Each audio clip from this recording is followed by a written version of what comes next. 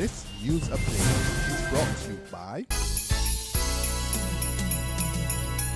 It's the most wonderful time to stay connected with Flow. Get great deals on prepaid and postpaid plans. Get double the talk, double the text, and double the data when you activate a prepaid or postpaid combo plan, sizes medium and up. All this plus $50,000 to be won from Flow this wonderful Christmas. Visit us in-store today. 'Cause it's the most wonderful time of the year.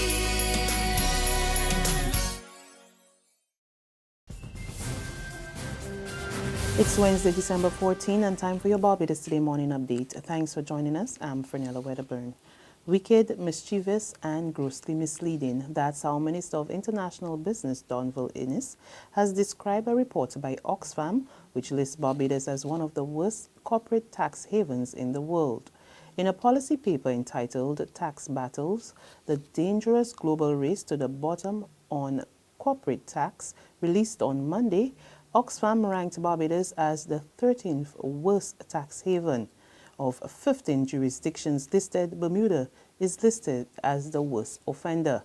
But Innes tells Barbados Today the charity, which focuses on the alleviation of global poverty, did not have the credibility or the authority to determine whether or not the island is a tax haven.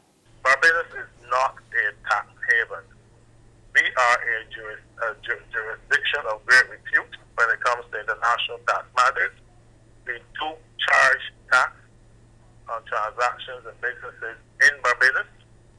We may offer some benefits to those who engage in certain types of transactions through Barbados, but they themselves do not qualify for any labeling as a tax haven. So Oxfam is wicked and mischievous and grossly misleading. All right, sir. But you know, these organizations do these wicked things and get away with it because small economies like Barbados really have the financial wherewithal to go after them. The minister tells Barbados Today he's prepared to write the organization on its 46-page report. We have done things to alleviate poverty in Barbados. And rather than being praised for that, you stand condemned by agencies like Oxfam that is supposed to alleviate poverty around the world. I say that there are hypocrites. And I am prepared to dispatch the appropriate correspondence to the hierarchy of Oxfam on behalf of Barbados, condemning their utterances and warning them about the irreparable damage that their reckless comments can cause to jurisdictions like Barbados. But I'm not surprised. There is a mafia around the world that is prepared to frustrate legitimate sovereign states like Barbados who go about their business engaging in international business and financial services.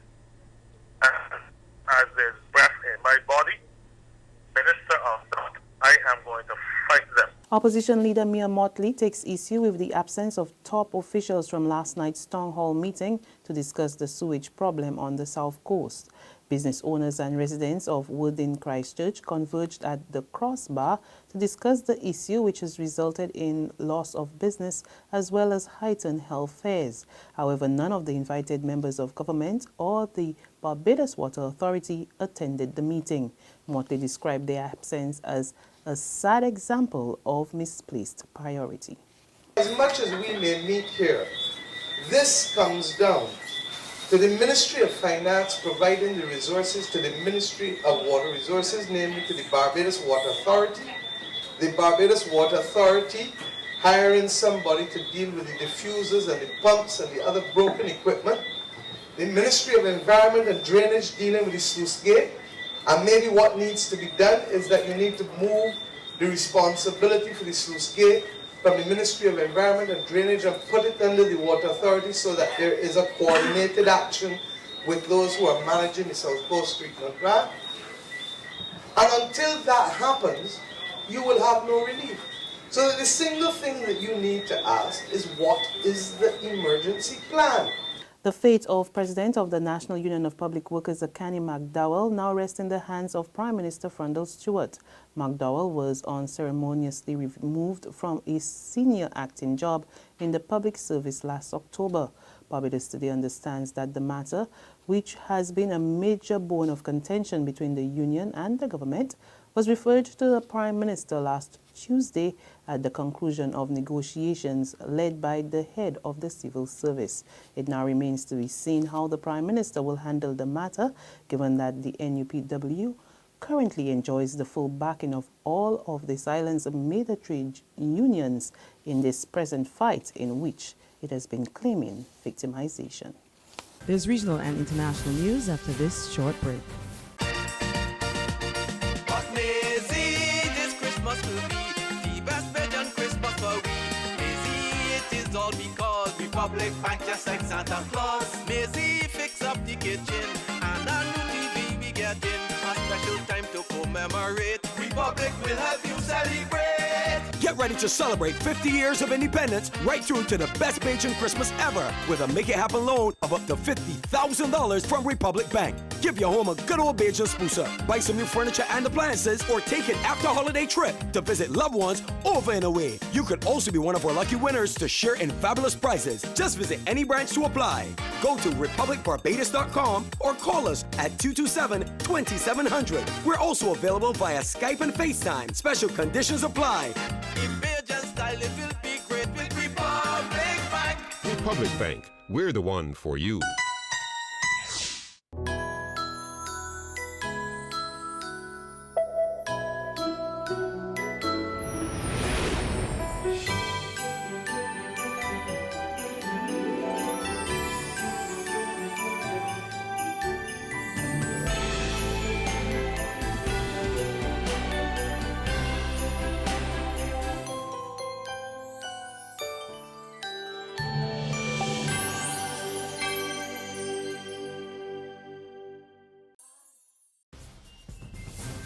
To the region now, the Prime Minister of Belize gives the nation an update on his health. Prime Minister Din Barrow had to seek medical attention when he fell ill on a week-long business trip to New York recently.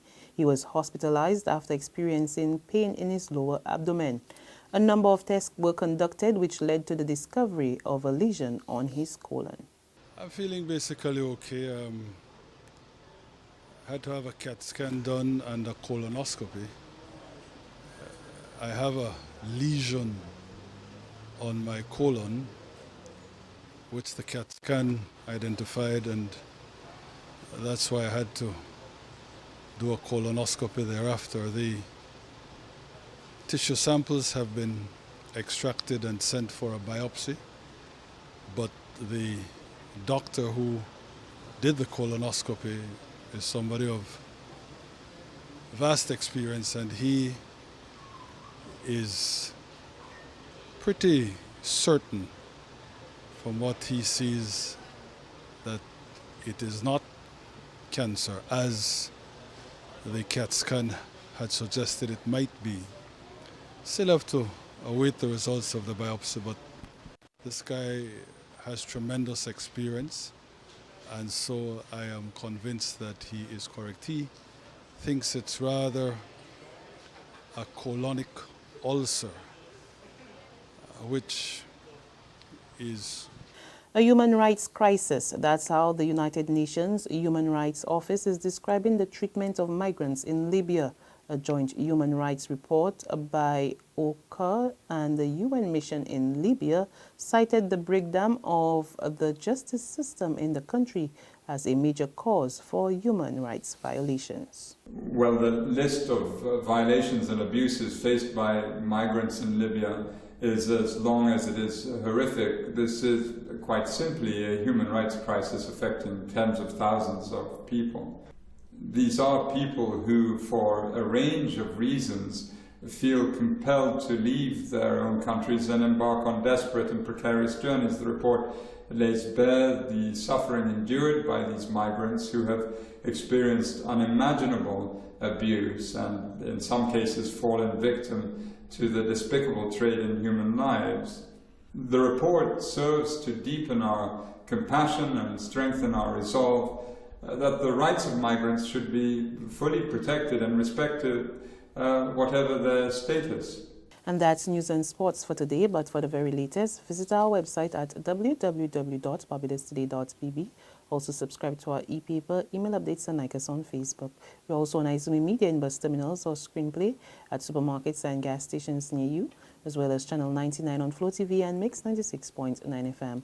I'm Fernella Wedderburn. Have a wonderful day.